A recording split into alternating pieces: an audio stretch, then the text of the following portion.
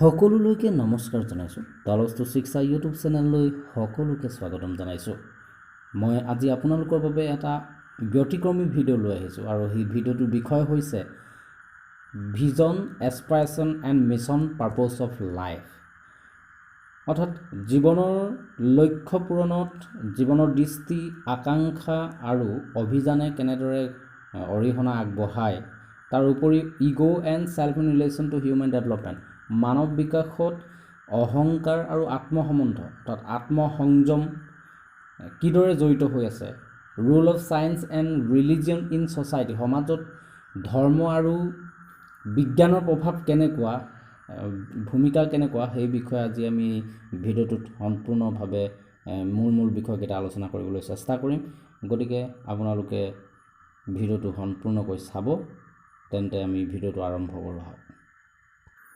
আজি আমি প্ৰধানকৈ আলোচনা কৰিবলগীয়া বিষয়কেইটা হৈছে এই তিনিটা: জীৱনৰ লক্ষ্য পূৰণত জীৱনৰ দৃষ্টি, আকাংক্ষা আৰু অভিযানৰ গুৰুত্ব, মানৱ বিকাশত অহংকাৰ আৰু আত্মসংযমৰ গুৰুত্ব, সমাজত বিজ্ঞান আৰু ধৰ্মৰ ভূমিকা। এতিয়া আহিছোঁ আমি উদ্দেশ্যৰ বিষয়ে। জীৱনৰ লক্ষ্যৰ বিষয়ে অৱগত কৰোৱা, অৰ্থাৎ এই বিষয়টো আমি এইকাৰণে উপস্থাপন কৰিছোঁ যে ব্যক্তিয়ে জীৱনৰ যিটো লক্ষ্য, সেই লক্ষ্যৰ বিষয়ে অৱগত হ'ব, ব্যক্তিক চিন্তাৰ খোৰাক যোগোৱা, ব্যক্তিয়ে চিন্তা কৰিবলৈ উদঙনি পাব, ব্যক্তিক জীৱনৰ লক্ষ্য স্থিৰ কৰিবলৈ পৰামৰ্শ দিয়া, ব্যক্তিক জীৱনৰ দৃষ্টি আৰু আকাংক্ষাৰ লগত অভিযান কেনেকৈ জড়িত হৈ আছে, অৰ্থাৎ অভিযানৰ সম্পৰ্ক সম্বন্ধে জ্ঞাত হোৱা, ব্যক্তিক বিজ্ঞান আৰু যুক্তিযুক্ততাৰ লগত ধৰ্ম কেনেদৰে জড়িত হৈ আছে তাক অৱগত কৰোৱা হৈছে এই ভিডিঅ'টোৰ মূল উদ্দেশ্য। এতিয়া আমি প্ৰথমে আলোচনা কৰোঁ আহক, জীৱনৰ দৃষ্টি মানেনো কি? জীৱনৰ দৃষ্টি হৈছে লক্ষ্যত উপনীত হোৱাৰ প্ৰচেষ্টা। জীৱনৰ দৃষ্টি ক'ত, কেতিয়া আৰু কেনেকৈ, এই তিনিটা প্ৰশ্নবোধক শব্দৰে মূল্যায়ন কৰে। মানুহে সুস্থভাৱে জীৱন যাপন কৰাৰ সপোন দেখিয়ে জীৱনটোক আগুৱাই লৈ যায় আৰু তাৰ মাজত নিহিত হৈ থাকে দুটা কথা, এটা হৈছে অন্তৰ্দৃষ্টি আৰু আনটো হৈছে ধাৰণা। এই অন্তৰ্দৃষ্টি আৰু ধাৰণাই ব্যক্তিৰ দৃষ্টি স্থিৰ কৰি তোলে। জীৱনৰ দৃষ্টিৰ বাবেই মানুহ আনজনতকৈ পৃথক হয়। জীৱনৰ দৃষ্টিয়ে মানুহক অতীত, বৰ্তমান, ভৱিষ্যত এই তিনিটাৰ সম্পৰ্কে সুস্থিৰ চিন্তা কৰাত বৰঙণি যোগায়। জীৱনৰ দৃষ্টিয়ে মানুহক লক্ষ্য প্ৰাপ্তিত নিৰ্দেশ যোগায়। জীৱনৰ দৃষ্টি পৰিৱৰ্তনো হ'ব পাৰে। জীৱনৰ দৃষ্টি সুস্থিৰ হ'লে লক্ষ্য প্ৰাপ্তি সহজ হয়। জীৱনৰ দৃষ্টিৰ ফলতে ব্যক্তিৰ লক্ষ্য, ইচ্ছাকাংক্ষা আদি সফল ৰূপায়ণত সহায়ক হয় আৰু প্ৰণালীবদ্ধ জীৱন কৌশল প্ৰয়োগত অৰিহণা যোগায়। উদাহৰণস্বৰূপে মোৰ জীৱনৰ লক্ষ্য শিক্ষক হোৱা। গতিকে শিক্ষক হ'বলৈ যিখিনি একাগ্ৰতা আৰু সাধনাৰ প্ৰয়োজন, সেয়া জীৱনৰ দৃষ্টিয়ে মূল্যবোধ প্ৰদান কৰে। অৰ্থাৎ মই শিক্ষক কিয় হ'ম বা শিক্ষক হ'বলৈ কি কৰিব লাগিব, এই দিশৰ ওপৰত উপলব্ধি কৰাই জীৱনৰ দৃষ্টি। নেক্সট আহিছোঁ আমি আকাংক্ষাৰ বিষয়ে। আকাংক্ষা মানে হৈছে ইচ্ছা, হেঁপাহ, প্ৰবল আশাবাদ, ইচ্ছাকাংক্ষা। আকাংক্ষাই ব্যক্তিক জীয়াই থাকিবলৈ প্ৰেৰণা যোগায়। আকাংক্ষাৰ লগত জড়িত হৈ আছে সফলতা আৰু বিফলতা। সফলো হ'ব পাৰে, বিফলো হ'ব পাৰে। গতিকে সফলতা লাভ কৰিবলৈ লক্ষ্য স্থিৰ কৰিবই লাগিব। এই আকাংক্ষাৰ লগত সন্নিবিষ্ট হৈ আছে ইচ্ছা, অপেক্ষা, আশাবাদ, সপোন। এইকেইটা প্ৰতিনিধিত্ব কৰে আৱেগ, অনুভূতি। ই হৈছে ভৱিষ্যত কেন্দ্ৰিক। আকাংক্ষা লাভ কৰিবলৈ আত্মমূল্যবোধ সুস্থিৰ হ'ব লাগিব, প্ৰেৰণা তথা বিশ্বাস ৰাখিব লাগিব, কাৰ্যপ্ৰণালী যুক্তিসংগত হ'ব লাগিব, তেতিয়াহে আকাংক্ষাৰ ফলাফল সক্ৰিয় হ'ব। আপোনালোকে বুজি পাবৰ বাবে মই তলত কিছুমান চিত্ৰৰ সহায়ত দেখাবলৈ যত্ন কৰিম। নেক্সট আমি অভিযান মানেনো কি জানিলোঁ আহক। অভিযান, জীৱনৰ লক্ষ্য প্ৰাপ্তিত অভিযান খুবেই প্ৰয়োজনীয় এক অংগ বুলি কৈছে। আকাংক্ষা, জীৱনৰ দৃষ্টি আৰু লক্ষ্যক আগুৱাই নিবলৈ অভিযানৰ প্ৰয়োজন হয়। কোনো এটা উদ্দেশ্য আগত ৰাখি অভিযান আৰম্ভ কৰা হয়। আমি কোনো এটা উদ্দেশ্য আগত ৰাখিহে অভিযানটো আৰম্ভ কৰোঁ। অভিযান হৈছে বৰ্তমান আৰু লক্ষ্য হৈছে অহাকালি। আমি অভিযানটো বৰ্তমান কৰোঁ আৰু লক্ষ্যটো আমাৰ যিটো গ'ল সেইটো হৈছে অহাকালি, ভৱিষ্যত। গতিকে বৰ্তমানত আমি প্ৰথমে এটা পৰিকল্পনা কৰি ল'ব লাগিব, তাৰ পাছত লক্ষ্য স্থিৰ কৰিব লাগিব। লক্ষ্য স্থিৰ কৰাৰ পাছতে ব্যক্তিৰ সবল দুৰ্বল দিশবোৰ বাছি উলিয়াই দুৰ্বল দিশবোৰক নাশ কৰি সবল দিশবোৰক কেনেকৈ প্ৰাধান্য দিব পাৰি, তাৰ বাবে কি পদক্ষেপ ল'ব লাগিব, কেনেকৈ উদ্যমী হৈ সাধনা কৰিব লাগিব, ধনাত্মক দিশবোৰৰ জৰিয়তে কিদৰে লক্ষ্যত উপনীত হ'ব পাৰিম, তাক নিৰ্ণয় কৰে অভিযানে। আপোনালোকে কাষৰ এই চিত্ৰটোত দেখিবলৈ পাইছে যে জীৱনৰ লক্ষ্য পূৰণত জীৱনৰ দৃষ্টি, আকাংক্ষা আৰু অভিযান কেনেদৰে জড়িত হৈ আছে মই এই চিত্ৰটোৰ সহায়ত আপোনালোকক বুজাবলৈ চেষ্টা কৰিছোঁ। আপোনালোকে মন দি চাওক। মই দুটামান ষ্টেপ দিছোঁ, ষ্টেপ, আৰু প্ৰত্যেকটো ষ্টেপত মই একোটাকৈ নাম দিছোঁ। ধৰি লওক প্ৰথম ষ্টেপটো হৈছে পৰিকল্পনা, দ্বিতীয়টো হৈছে আকাংক্ষা, লক্ষ্য, পদক্ষেপ, উদ্দেশ্য, সাধনা, যুক্তিযুক্ততা, আত্মবিশ্বাস, ধনাত্মক চিন্তা আৰু সামাজিক মূল্যবোধ। অৰ্থাৎ এইকেইটা বস্তু, এই ষ্টেপকেইটা যদি আমি ফ'ল' কৰোঁ তেনেহ'লে আমি আমাৰ জীৱনৰ লক্ষ্যত উপনীত হ'বলৈ আমাৰ সহজ হ'ব। গতিকে প্ৰথম আমাক এটা পৰিকল্পনা আমি কৰিব লাগিব, দ্বিতীয়তে আকাংক্ষা, আমাৰ আকাংক্ষা থাকিব লাগিব, আৰু তৃতীয়তে হৈছে এটা লক্ষ্য স্থিৰ কৰিব লাগিব। আমি জীৱনৰ লক্ষ্যত উপনীত হ'বলৈ হ'লে আমি এটা লক্ষ্য স্থিৰ কৰিবই লাগিব। তাৰ পাছত আমি পদক্ষেপ, লক্ষ্যত উপনীত হ'বৰ কাৰণে আমি কি কি পদক্ষেপ আগবঢ়াম, পদক্ষেপ খুবেই দৰকাৰ। পদক্ষেপ ল'লেই নহ'ব, আমি পদক্ষেপৰ কিছুমান উদ্দেশ্য থাকিব লাগিব, উদ্দেশ্যমূলক হ'ব লাগিব পদক্ষেপবিলাক।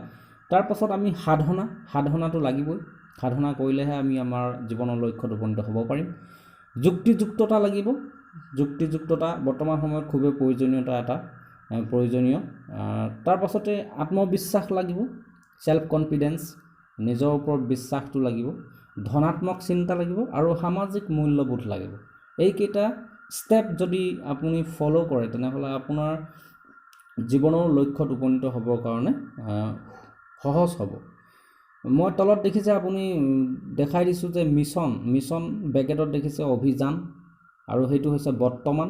অৰ্থাৎ মোৰ জীৱনৰ লক্ষ্য হৈছে এজন শিক্ষক হোৱা। গতিকে শিক্ষক হ'বলৈ মই কি কৰিব লাগিব, বৰ্তমান সময়ত কি কৰিব লাগিব, সেই বৰ্তমানৰ সময়ত যিখিনি কাম কৰিব লাগিব বা যি ক্ৰিয়াকৰ্ম কৰিব লাগিব সেইখিনি কোৱা হয় মিছন, অৰ্থাৎ অভিযান। মই কি অভিযান চলাম। আৰু নেক্সট গ'ল, দেখিছে গ'ল মানে হৈছে লক্ষ্য। লক্ষ্যত উপনীত হ'বলৈ হ'লে যিখিনি ক্ৰিয়াকৰ্ম কৰিম সেইখিনি হৈছে মিছন, আৰু মোৰ যিটো লক্ষ্য সেইটো হৈছে গ'ল, অৰ্থাৎ সেইটো হ'ব ভৱিষ্যত কেন্দ্ৰিক। মিছনটো বৰ্তমান কেন্দ্ৰিক আৰু গ'লটো ভৱিষ্যত কেন্দ্ৰিক, অৰ্থাৎ মই ভৱিষ্যতৰ কাৰণেহে চিন্তা কৰিছোঁ। আৰু সেই লক্ষ্যত উপনীত হ'বৰ কাৰণে বৰ্তমান সময়ত আমি কি ক্ৰিয়াকৰ্ম কৰিব লাগিব সেই কথাটো জানিব লাগিব। সেই কথাটো জ্ঞাত কৰে জীৱনৰ দৃষ্টিয়ে। দেখিছে আপোনালোকে ইয়াত জীৱনৰ দৃষ্টি, অৰ্থাৎ ক'ত, কেতিয়া আৰু কেনেকৈ, এই তিনিটা প্ৰশ্নবোধক শব্দ আমাৰ যেতিয়া মনলৈ আহিব বা এই তিনিটা প্ৰশ্নবোধক শব্দৰ উত্তৰ আমি যেতিয়া জানিম তেতিয়া আমি আমাৰ জীৱনৰ লক্ষ্যত উপনীত হ'বৰ কাৰণে সহজ হ'ব। আপোনালোকে নিশ্চয় বুজিব পাৰিলে যে এই চিত্ৰখনৰ সহায়ত জীৱনৰ লক্ষ্যত উপনীত হ'বৰ কাৰণে জীৱনৰ দৃষ্টি, আকাংক্ষা আৰু অভিযান কিদৰে জড়িত হৈ আছে। আমি নেক্সট এতিয়া আলোচনা কৰোঁ মানৱ বিকাশত অহংকাৰ আৰু আত্মসংযমৰ গুৰুত্বৰ বিষয়ে। প্ৰথমে আমি জানিলোঁ আহক অহংকাৰ মানেনো কি। এজনতকৈ আনজন হীন হ'লেই এজনৰ তুলনাত আনজনে অহংকাৰ কৰে। মানুহে যেতিয়া নিজৰ ওপৰত গৰ্ব কৰে, বিশ্বাস ৰাখে, তেতিয়াই অহংকাৰ জন্ম হয়। অহংকাৰৰ লগত জড়িত হৈ আছে আত্মগৌৰৱ, আত্মপ্ৰশংসা, আত্মভিমান। এই তিনিটা কথা অহংকাৰৰ লগত জড়িত হৈ আছে। অহংকাৰে মানুহক বিভিন্ন ধৰণৰ দুষ্প্ৰাপ্য কামবোৰলৈ ঠেলি থাকে, অৰ্থাৎ বেয়া কামবোৰলৈ ঠেলি থাকে। ফলত মানুহৰ কাম, ক্ৰোধ, লোভ, মোহ বাঢ়ে। ফলত ব্যক্তিৰ দম্ভ বাঢ়ে, আৰু দম্ভ বাঢ়িলে ব্যক্তি বিপদত পৰিব পাৰে, বিভিন্ন বিপদত পৰিব পাৰে। গতিকে আমি অহংকাৰক আত্মসংযম কৰিবলৈ শিকিব লাগিব। আত্মসংযম মানে হৈছে নিজকে কণ্ট্ৰল কৰি ৰাখিব পৰা ক্ষমতা। সকলো মানুহৰে অহংকাৰ থাকে, কিন্তু তেওঁলোকে আত্মসংযম কৰিব জানে। যি ব্যক্তিয়ে আত্মসংযম কৰিব নাজানে তেওঁহে বিপদত পৰে। আত্মসংযমৰ দ্বাৰা মানুহৰ উন্নতি বাঢ়ে। মানুহ বা মানৱ বিকাশত অহংকাৰ আৰু আত্মসংযম কিদৰে জড়িত হৈ আছে তাক মই এখন তলত চিত্ৰৰ সহায়ত দেখাবলৈ যত্ন কৰিছোঁ। আপোনালোকে এই চিত্ৰখনত দেখিবলৈ পাইছে যে অহংকাৰে মানুহক কি জন্মায়? কাম, ক্ৰোধ, লোভ, মোহ, দম্ভ, বিপদ। অৰ্থাৎ কাম, ক্ৰোধ, লোভ, মোহ, দম্ভ বাঢ়িলে বিপদত পৰিব। আৰু এইকেইটা বস্তু নিয়ন্ত্ৰণত ৰাখিব পৰা বস্তুটোৱে হৈছে আত্মসংযম। আৰু আত্মসংযম যেতিয়া মানুহৰ এই আত্মসংযম নামৰ গুণটো যেতিয়া মানুহৰ থাকিব, হজম কৰিব পাৰিব, তেতিয়া এই প্ৰগতি বা উন্নতি হ'ব। মানুহ উন্নতি বা প্ৰগতিৰ জখলাত উঠিব পাৰিব। এতিয়া আহিছোঁ আমি সমাজত বিজ্ঞান আৰু ধৰ্মৰ ভূমিকা কেনেকুৱা। বিষয়টো এটা খুব তৰ্কদায়ক বিষয় হয়, তথাপিতো আমি তৰ্কৰ মাজলৈ নাযাওঁ। আমি মূল কথাকেইটাহে আলোচনা কৰিবলৈ চেষ্টা কৰিম। এতিয়া প্ৰথমতে আমি জানো আহক বিজ্ঞানৰ উদ্দেশ্য কি। বিজ্ঞানে কয় যে কাৰ্য মাত্ৰেই কাৰণ আছে, কাৰণৰ উৎস আছে, আৰু সেই উৎসৰ একোটা শক্তি আছে, আৰু সেই শক্তিয়ে হৈছে বিশ্ব ব্ৰহ্মাণ্ডৰ শক্তি। কিন্তু ধৰ্মই কৈছে যে এই যিটো শক্তি, বিশ্ব ব্ৰহ্মাণ্ডৰ শক্তিৰ কথা কৈছে বিজ্ঞানে, সেই শক্তিটোৰ নামেই হৈছে ভগৱান। আৰু তেওঁৱে জগতৰ সৃষ্টিকৰ্তা, তেওঁৱে পালনকৰ্তা। অৰ্থাৎ বিজ্ঞান আগবাঢ়িছে বিশ্ব ব্ৰহ্মাণ্ডৰ শক্তি বিচাৰি, অৰ্থাৎ সৃষ্টিক বিচাৰি। ধৰ্মই আগবাঢ়িছে দেহৰ মাজত সুপ্ত হৈ থকা যি আত্মা, সেই আত্মাক বিচাৰি, অৰ্থাৎ স্ৰষ্টাক বিচাৰি।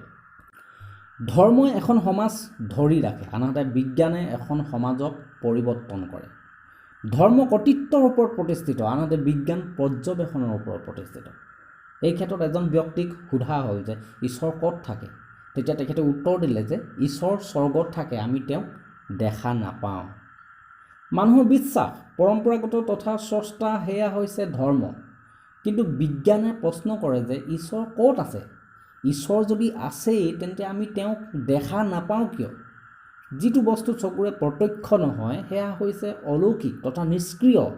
গতিকে বিজ্ঞানে নিষ্ক্ৰিয় বোলা যি বস্তু, সেই বস্তুক প্ৰশ্ৰয় নিদিয়ে। এই কথাটো মই চিত্ৰৰ সহায়ত বুজাবলৈ চেষ্টা কৰিছোঁ। আপোনালোকে দেখিবলৈ পাইছে যে ধৰ্মই বিশ্বাস কৰে পৰম্পৰাগত ৰীতি নীতি, অৰ্থাৎ ধৰ্মৰ লগত জড়িত হৈ আছে পৰম্পৰাগত ৰীতি নীতি, কুসংস্কাৰ, অন্ধবিশ্বাস। অৰ্থাৎ একেটা কথাতে লাগি থাকে ধৰ্ম। আৰু ধৰ্মই কাক বিচাৰি থাকে? কাক বিচাৰি ফুৰে? স্ৰষ্টাক বিচাৰি ধৰ্ম আগবাঢ়িছে।